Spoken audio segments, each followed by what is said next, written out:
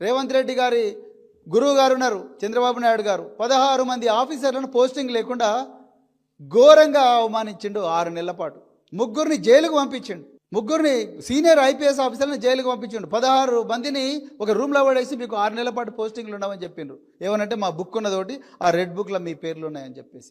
అదే దారిలో రేవంత్ రెడ్డి గారి ప్రభుత్వం కూడా పోతా ఉన్నది. నేను ఒక్కటే రిక్వెస్ట్ చేస్తున్నా, అధికారులారా మీకు చేతులు జోడించి చెప్తున్నా, ఒకప్పటి మీ సహచరులుగా చెప్తున్నా, దయచేసి చట్టాన్ని గౌరవించండి.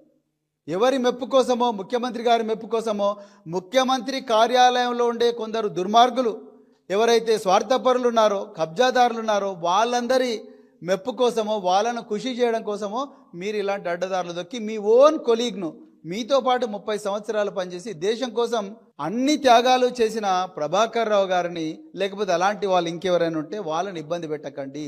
వాళ్ళ కుటుంబ సభ్యులను ఇబ్బంది పెట్టకండి. వాళ్ళకేం తెలుస్తుంది? కుటుంబ సభ్యులకు వాళ్ళ పని వాళ్ళు చేసుకుంటారు. ఆఫీసర్లుగా మనం ఉంటాం.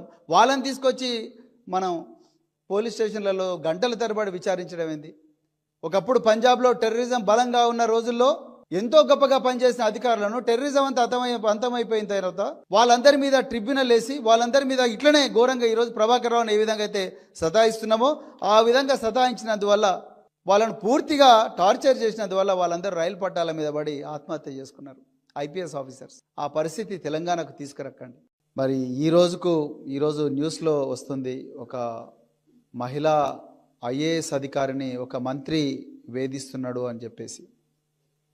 అంటే ఎంత తెలంగాణ మహిళలు గౌరవింపబడే నేల, మహిళలను పిల్లలను ఎంతో జాగ్రత్తగా కేసీఆర్ గారు, ఆనాటి మంత్రివర్గము, ఆనాటి అధికారులు అందరూ కూడా చాలా జాగ్రత్తగా కాపాడుకున్న రోజుల నుండి షీ టీంలు, అదేవిధంగా 15,000 మంది మహిళా పోలీస్ అధికారులను నియమించుకొని పిల్లలను, మహిళలను, వృద్ధులను కాపాడుకున్న ఈ నెలలో ఈరోజు కాంగ్రెస్ వాళ్ళు ఎక్కడికి దిగజార్చిందంటే, ఈరోజు మహిళా ఉన్నతాధికారులను, వాళ్లను మంత్రులు అత్యంత అసభ్యకరమైన రీతిలో వేధించే స్థాయికి తెలంగాణలో పరిపాలన దిగజారింది.